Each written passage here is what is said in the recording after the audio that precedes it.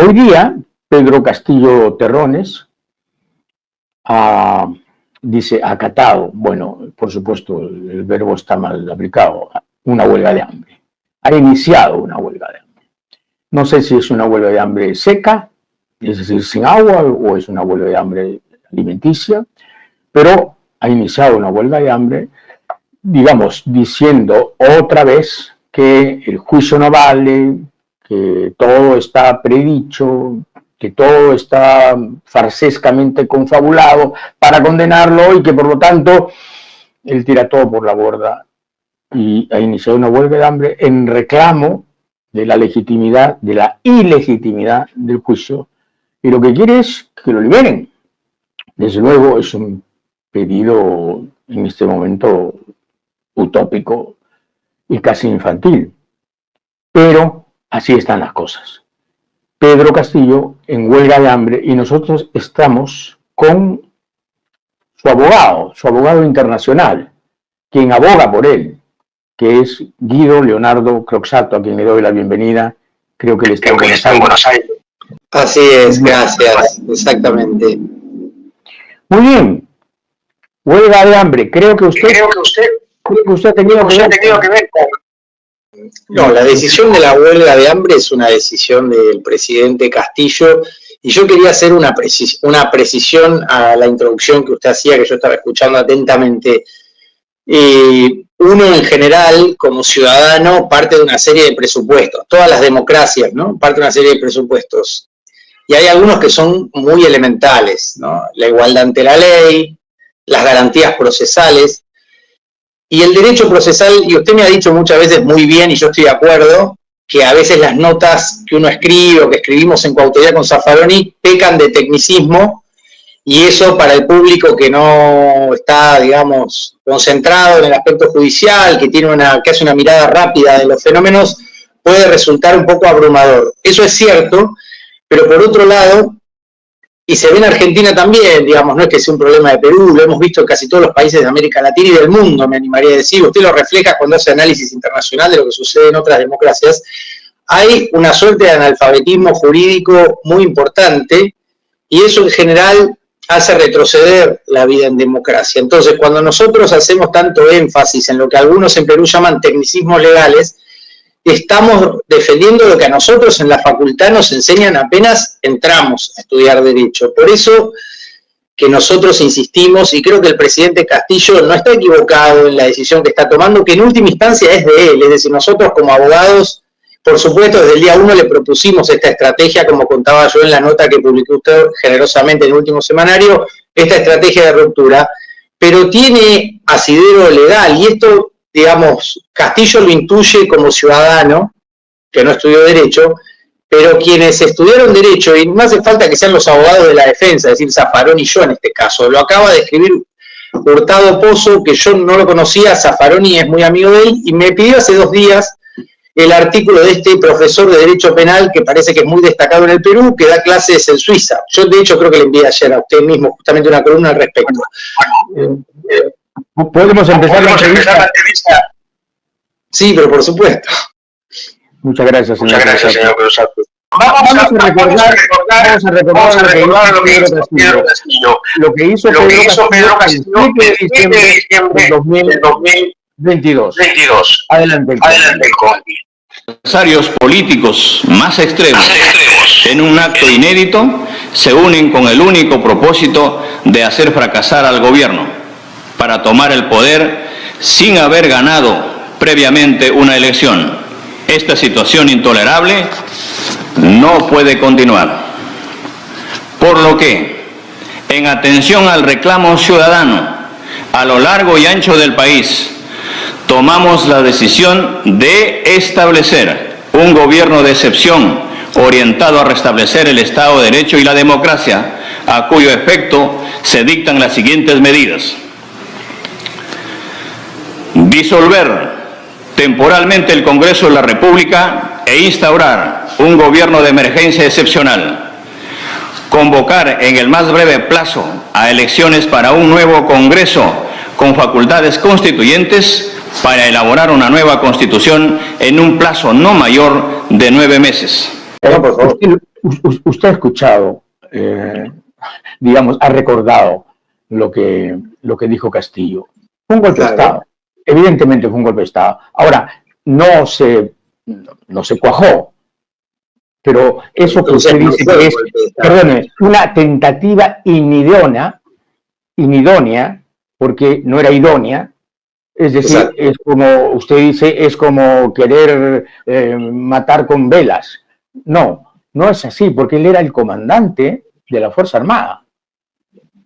Desde el punto de vista constitucional, el presidente de la República del Perú, así es en Argentina también, es el comandante de la Fuerza Armada. Por lo tanto, al convocar al pueblo a aceptar el golpe, él estaba simplemente iniciando un proceso de transformación abrupta del régimen democrático a través de un periodo de autocracia, digamos, declarada, explícita, clarísima. Cerrar el Congreso, modificar al Poder Judicial, toque de queda y todo. Ahora, no se cumplió, es cierto, porque la Fuerza Armada no lo apoyó, pero evidentemente el propósito era ese.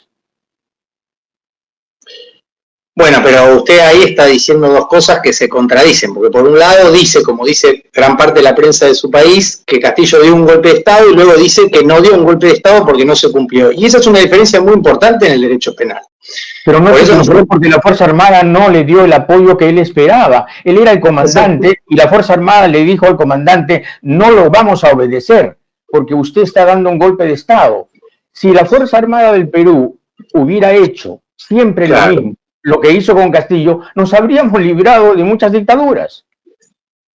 Si me deja, César, yo le respondo articulando una idea, porque si no, no puedo desarrollar el punto. En la acusación de la propia Fiscalía, porque le quiero dar un ejemplo que para mí es muy claro y muy evidente, porque usted arranca diciendo, era el comandante en jefe. Bueno, si era el comandante en jefe, ¿por qué nadie lo obedeció? Es la primera pregunta.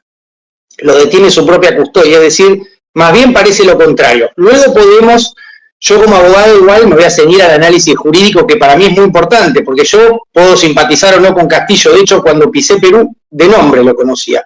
Fui a Perú de casualidad con Zaffaroni a recibir un premio de una universidad y a dar una charla. No tenía nada que ver con Castillo ni con nadie. Es decir, que nosotros no somos simpatizantes, nosotros hacemos una defensa técnica. También podemos dar una discusión política, que es lo que usted está proponiendo, pero yo creo que es importante, porque es mi trabajo separar. Porque el acto fue político, señor Cruzatto. El acto fue político, no fue un acto jurídico. Pero como todo acto tiene, exacto, bueno, como todo acto pero tiene consecuencias jurídicas, que es lo que se está evaluando en el juicio penal y lo que se tendría que haber evaluado en un juicio político constitucional. Ahora bien, usted dice muy bien, nosotros podemos diferir en la lectura política de ese suceso. En lo que no podemos diferir es en qué es lo que dice la Constitución peruana.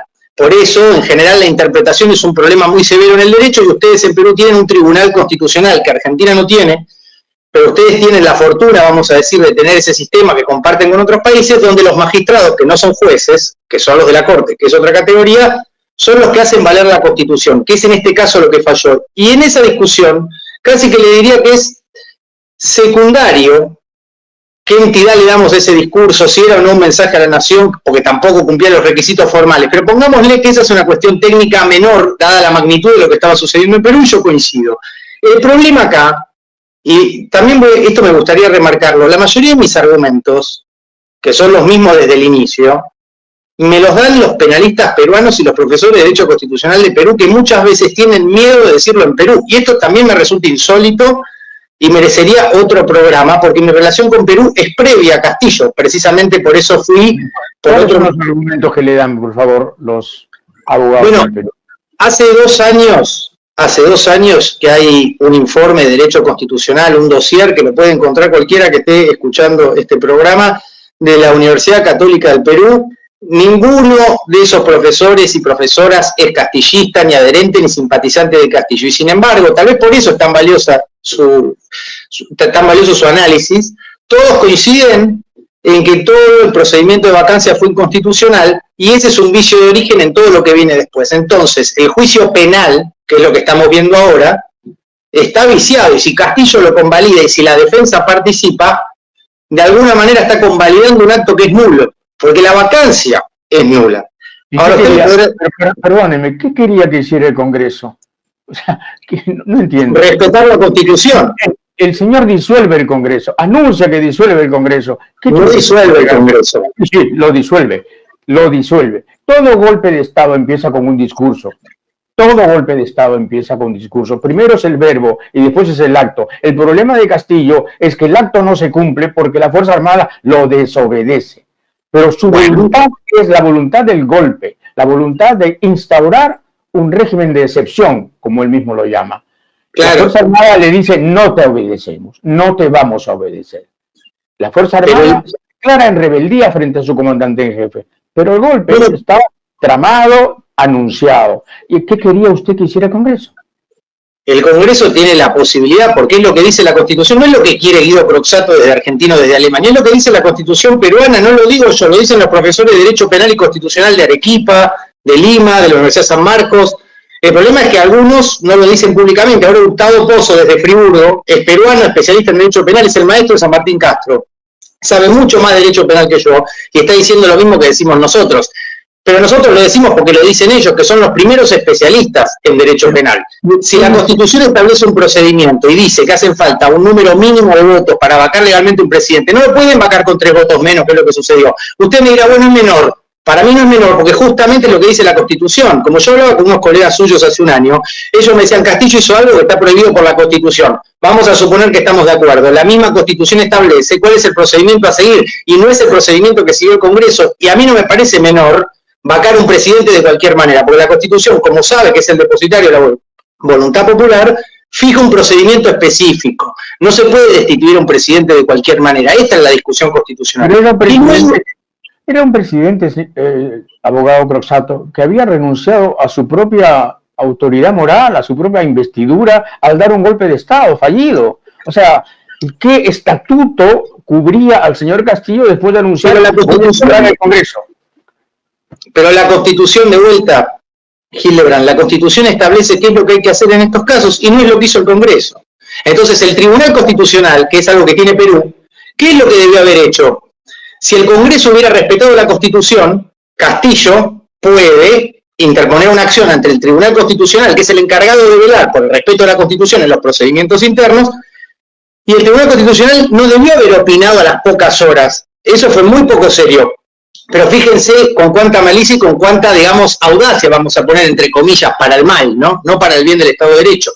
El Tribunal Constitucional hubiera podido tomar el caso, esperar 15, 20 días o una semana, analizarlo seriamente y dar una respuesta fundamentada. Pero como ellos sabían lo que yo les estoy diciendo, y lo saben porque saben mucho más derecho constitucional peruano que yo, supuestamente, son los magistrados, para evitar tener que opinar siquiera sobre esto, emiten un comunicado casi inmediato. Evidentemente fue una orden que alguien les dio. En ese comunicado ellos declaran resuelta la crisis política, cuando la función de un tribunal constitucional es tramitar una causa y no emitir un comunicado en Facebook declarando resuelta una crisis. Eso no tiene ninguna entidad legal. Pero como dijo Castillo del proceso penal, ¿cuál es ese problema del comunicado entre gallos y medianoche del Tribunal Constitucional? Que adelanta opinión y clausura esa vía de acción jurisdiccional para la defensa, que es lo que hubiera correspondido. Porque lo primero que había que haber hecho en Perú, si nosotros entendíamos que el Congreso no respetó el procedimiento constitucional para vacar legalmente al presidente, lo que hubiera correspondido en todo caso es que el Tribunal Constitucional dijera algo al respecto. Pero como el Tribunal Constitucional no podía decirlo, evidentemente, porque son fujimoristas, ni querían darle la razón a Castillo, tuvieron que buscar una manera, que los abogados conocemos muy bien, que es embarrar la cancha, emitir un comunicado que no tiene ninguna entidad legal. La derecha estuvo esperando que el señor Castillo metiera la pata hasta la ingle, como lo hizo. La derecha, que al principio se organizaron mal. Al principio quiso desconocer el triunfo de Castillo con el fraudismo, el fraude, la derecha hizo todo lo posible para que Castillo, al final, acorralado por un juicio político que se estaba ventilando en el Congreso, lanzara esta absurda, esta estúpida utopía del golpe de Estado voluntarista y en soledad. Castillo hizo lo que la derecha esperaba. Si Castillo se quedaba tranquilo, esperando que el Congreso siguiera conspirando contra él, probablemente hasta ahora seguirá seguiría siendo presidente. Sí, pero ahí yo podría agregar, bueno, esta es la visión de Zaffaroni. Usted sabe que siempre los abogados no tenemos todos la misma mirada, ¿no? Zaffaroni tiene una mirada penal y yo tengo una mirada procesal, que es lo que habíamos hablado, creo que con usted lo hablé, de hecho es la única entrevista que doy porque usted es uno de los pocos periodistas serios que yo encuentro en los medios peruanos y yo leo continuamente su semanario para informarme porque creo que falta mucho periodismo serio. En Argentina pasa lo mismo, ¿eh? Se acaba de ver en una entrevista con el presidente hace 15 días como el periodista pautaba las preguntas en un falso vivo. Qué vergüenza, ¿no? Bueno, sí, la situación de Argentina es lamentable, digamos, no somos ejemplo de nada, más allá de que hay una rica historia, ¿no? Entre nuestros países, no está pasando por un buen momento el periodismo argentino, y creo que el periodismo de su país tampoco, porque yo hablo con colegas suyos y todos se sienten hostigados, presionados, perseguidos, lo cual pareciera casi un milagro que usted y yo nos pudiéramos juntar hoy, pero yo creo que lo hemos hablado por mail usted y yo muchas veces, hay como un piso, ¿no? Puede haber diferencias, pero el piso del respeto, cierta seriedad en la argumentación, es decir, yo hay penalistas peruanos con los cuales no coincido, pero me puedo sentar a hablar porque son gente seria. Usted es un periodista serio, reconocido, que tiene una trayectoria, esas cosas importan y mucho, y las estamos perdiendo en la academia jurídica, en las instituciones, usted lo dijo en la introducción hace un rato, estuvo fantástico. Digamos, hoy predomina la corrupción, la degradación del periodismo. En la Argentina pasa lo mismo. En la Argentina, en los diarios de La Nación, por ejemplo, un diario conservador, escribía Borges, Alfonsina Storni, Lugones, otro nivel de escritores. Hoy, si usted entra en la página del diario, es decadente lo que encuentra. Es lamentable. De hecho, yo creo que ya en Argentina no hay periodistas. Hoy yo trataba de explicar cómo sería una figura argentina semejante a usted. No se me ocurre. Creo que ya no hay. Había periodistas que hacían bien su trabajo. Ya hoy en la Argentina creo que casi son una especie en extinción. Pero con los abogados sucede algo parecido, digamos. A mí me encantaría poder discutir argumentos con San Martín Castro o con los magistrados del Tribunal Constitucional. Con San Martín Castro, hasta horas antes de que asumiéramos la defensa de Castillo, Hildebrand nos invitaba a comer. Es decir, nosotros nos convertimos de abogados reconocidos en Perú a, no sé, detractores de una parte de la derecha casi en 12 horas, digamos, en muy poco tiempo. Me invitaron, creo que le conté, a dar una charla en la Universidad San Marcos. Había sido organizada previamente a la defensa de Castillo y apenas asumí la defensa de Castillo no me dejaron entrar a la universidad. Esto no me pasó en ningún lugar del mundo. Yo me dedico a la vida académica por todos lados, nunca me sucedió. Y estaban los chicos y chicas del centro de estudiantes de la Universidad San Marcos en esa puerta por donde había entrado un tanque de guerra un día antes, una puerta, había un cartón gigante, y los chicos y chicas se largaron a llorar. Yo le comenté esto a la presidenta de México hace 2 semanas para decirle que yo en mi vida nunca había visto algo semejante. Zaffaroni se fue de Perú unos días antes porque él sentía que ya la situación era un poco peligrosa. Yo me quedé un poco más porque me había comprometido a verlo en persona a Castillo, pero es lo más parecido, lo que están viviendo ustedes, que por suerte yo lo veo a la distancia, por eso me imagino la dificultad de ejercer el periodismo como hace usted. Lo más parecido, digamos, a un régimen no democrático, podemos decir. Entonces esto va más allá de que yo entiendo que constitucionalmente a Castillo lo vacaron de cualquier manera y luego podemos leer políticamente la situación respecto del discurso. Yo no soy el asesor político de Castillo, soy el abogado y me limito a leer lo que dicen las normas, lo que dice el reglamento del Congreso, cuántos votos se exigen, cuáles son los pasos a seguir, independientemente si el discurso estaba bien o mal. Lo que el Congreso hizo después está pésimo y no se puede hacer en nombre de la Constitución, porque como usted bien dice, si el Congreso quería defender la democracia, lo tiene que hacer con la Constitución en la mano, no violando el procedimiento que pide un mínimo de votos para vacar un presidente. Entonces yo ahí tengo una pregunta para hacerle a usted, pero la hago al aire porque estoy pensando en voz alta. Si la derecha estaba esperando este momento, que es lo más probable, usted lo dijo muy bien, no lo querían dejar asumir, contrataron estudios jurídicos para impugnar los votos, decían que los indios no sabían votar y demás. La pregunta que yo me hago es ¿por qué no lo hicieron bien? ¿Tanto les costaba juntar los votos, los 4 o 5 votos que hacían falta? ¿Por qué lo vacaron sin respetar el procedimiento? No hay una persona en el Congreso, no hay un asesor, no hay un abogado en el Congreso peruano que le diga a la derecha, hagamos las cosas bien, respetemos el procedimiento. ¿Con qué cara vamos a decir que Castillo está dando un golpe de Estado si nosotros vamos a hacer lo mismo y lo vamos a destituir sin respetar la Constitución? Este es el problema. Cuando uno dice esto, Hildebrand no está defendiendo necesariamente a Castillo. Nosotros lo único que pedimos es un juicio político conforme al procedimiento que establece la Constitución. ¿Está claro? Que el Congreso mire, usted, digamos, exige con toda razón, desde el punto de vista de un abogado, de un jurista, digamos, precisiones formales, pulcritud formal, faltaron 3 votos, es cierto, absolutamente cierto, pero exige por un lado esa pulcritud formal y por el otro lado hay un presidente que se tira abajo el Congreso, que destituye el Congreso y que monta una dictadura personal que dura 45 minutos hasta el momento en que la Fuerza Armada le dice, vete al diablo, no te hago caso. Entonces, pero ¿qué dictadura puede durar 40 minutos? Perdóneme, fíjese la formalidad que siguió Castillo, ninguna. Pero Hildebrand, es como, mira, hay un poema muy famoso de Borges, cuando Borges ya estaba ciego, que va al juicio que le hacen a los militares, ¿no? Y la Argentina tiene mucha experiencia en los juicios de derechos humanos. De hecho, yo trabajé mucho tiempo en eso. Y Borges, que en su momento había apoyado inicialmente, por eso algunos dicen que no ganó el premio Nobel, recibió un premio de la dictadura pinochetista. Vargas Llosa lo admira mucho, siempre lo cita, bueno. Pero Borges cuando... A Borges lo admiramos casi todos.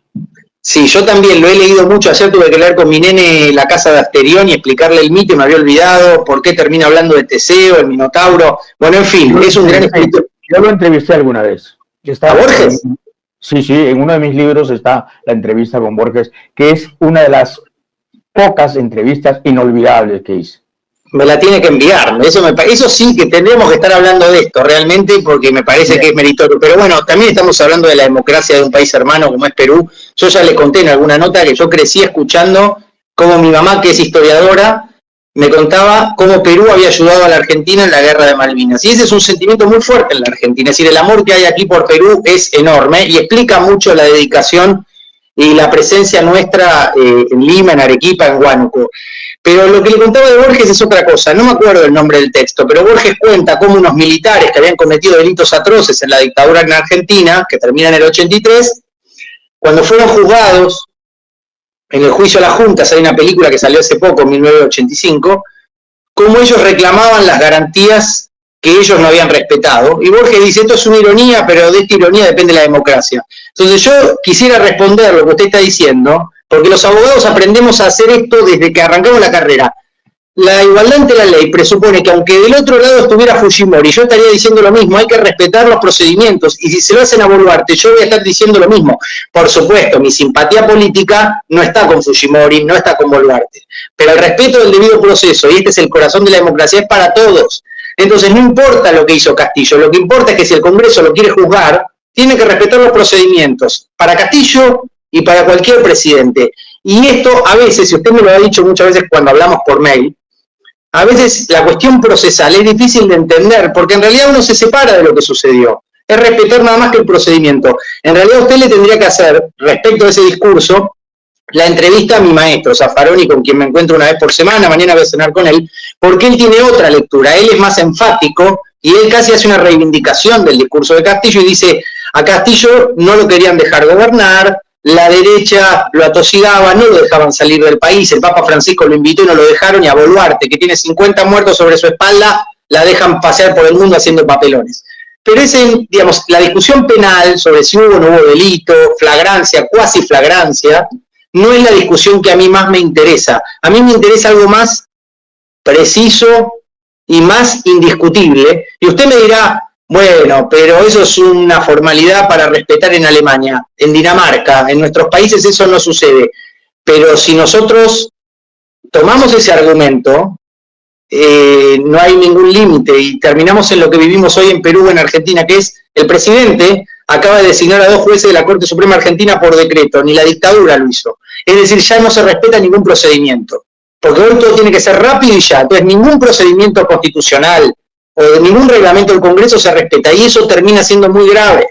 Por eso yo hago tanto énfasis. Y además creo, y en esto difiero con mi maestro, difiero con Zaffaroni, yo creo que la mejor defensa que podemos hacer de Castillo es la defensa procesal. No importa si el discurso estuvo bien, mal o pésimo, incluso si fue un desastre, el Congreso tenía que respetar el procedimiento que la propia Constitución le dice que debe respetarse un presidente que quiere disolver el Congreso sin estar habilitado, porque la Constitución prevé esta situación, Hildebrand. No es que es una situación no prevista. La constitucionalista, que me la cruzó en el Vaticano, en la Universidad Católica, ella es muy enfática. Usted no la va a ver nunca en los medios, pero cuando yo hablo con ella siempre me dice todo fue inconstitucional. Fíjese la Defensoría del Pueblo. Ya lo hablamos, ¿se acuerdan? Lo puse en la nota última que usted tiene publicada esta semana. La Defensoría emite, luego del discurso de Castillo, creo que es el comunicado 46, donde le indica al Congreso, con base en el derecho peruano, cuál es el procedimiento a seguir, y no es el procedimiento que siguió el Congreso. Entonces, en 48 horas, la propia Defensoría tiene que cambiar su criterio jurídico, el Tribunal Constitucional tiene que emitir un comunicado en Facebook la misma noche del discurso de Castillo. Evidentemente estaban apurados y no estaban guiando su conducta jurídica o su consejo en base al derecho, sino en función de órdenes que alguien le estaba dando.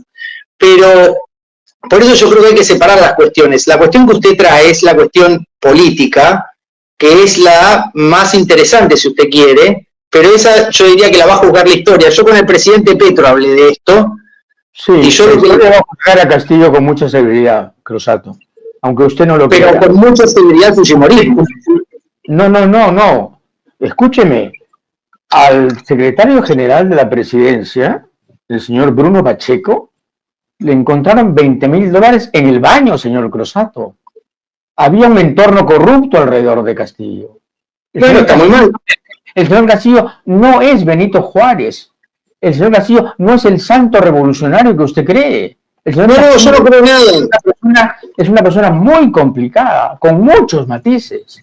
Por supuesto, Hildebrand, yo coincido en todo, pero insisto en esto, no importa si la persona es complicada o no. Por ejemplo, casos de corrupción. Bueno, pero la Constitución establece a veces la confusión de los que, digamos, la falla del Tribunal Constitucional, porque este trabajo de pedagogía jurídica, no con usted, lo digo en general, tendríamos que estar discutiendo cosas más serias, pero la trampa en la que estamos inmersos es que nosotros, además de defenderlo a Castillo, tenemos que explicar o hacer divulgación de algunas cuestiones que tendría que haber aclarado el Tribunal Constitucional, no nosotros. Es decir, no es mi tarea tener que explicar. Ahora, ¿por qué hacemos eje en la defensa internacional? Porque nosotros genuinamente creemos que no hay asidero técnico para hacer una defensa real, genuina, de Castillo. Fíjese, el INPE, yo fui con Zaffaroni al penal de Barbadillo.